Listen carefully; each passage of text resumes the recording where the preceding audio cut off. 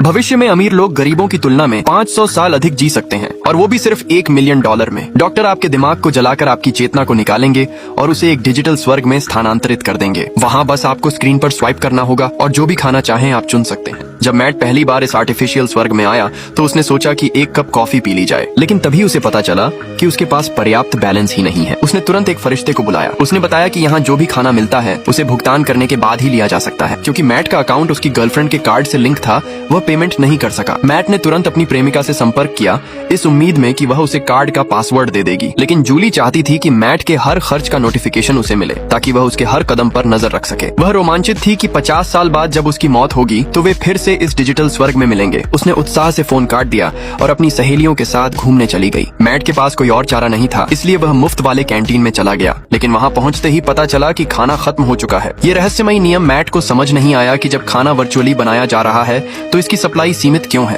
तभी उसने देखा कि एक और आदमी भी खाना नहीं ले पाया। तभी उस आदमी ने स्टोरेज कैबिनेट के पास जाकर 5 बार दरवाजा खटखटाया और अचानक एक अतिरिक्त ब्रेड प्रकट हो गई। मैट ने यह देखा और उस व्यक्ति की नकल की। हैरानी की बात यह थी कि उसे भी एक रोटी मिल गई। शायद यह सिस्टम का कोई छुपा हुआ नियम था। खाते हुए मैट सोचने लगा कि आखिर मरने के बाद भी उसे भूख क्यों लग रही है। उस व्यक्ति ने समझाया कि कृत्रिम स्वर्ग में पहले आने वालों को खाने पीने की जरूरत नहीं थी, लेकिन वे सभी 1 हफ्ते से भी कम समय में मर गए। उसने बताया कि वह युद्ध में अपनी दोनों टांगे गंवाने के बाद यहाँ आया था, लेकिन अब डिजिटल दुनिया में उसकी टांगे वापस आ गईं और वह फिर से चल सकता है। फिर उसने मैट की ओर देखा और हैरानी से पूछा, तुम तो अभी बहुत छोटे हो, तुम यहाँ कैसे आए? मैट ने बताया कि एक कार एक्सीडेंट में मेरी मौत हो गई। आदमी चौंक गया क्योंकि उस समय की सभी कारें ऑटोमेटिक और 100% सुरक्षित थीं। फिर ये एक्सीडेंट कैसे हुआ? मैट ने बताया कि जिस दिन उसका एक्सीडेंट हुआ था उसकी सेल्फ ड्राइविंग कार ने अजीब बर्ताव किया था। सामने एक बड़ा ट्रक था, लेकिन कार ने मान लिया कि सड़क खाली है और उसने स्पीड बढ़ा दी। मैट ने इमरजेंसी ब्रेक लगाने की कोशिश की, लेकिन कार ने कोई प्रतिक्रिया नहीं दी और फिर वह सीधे ट्रक से टकरा गया। अगले ही पल वह अस्पताल में था, जहाँ जिंदगी और मौत के बीच बस एक फैसला लेना था।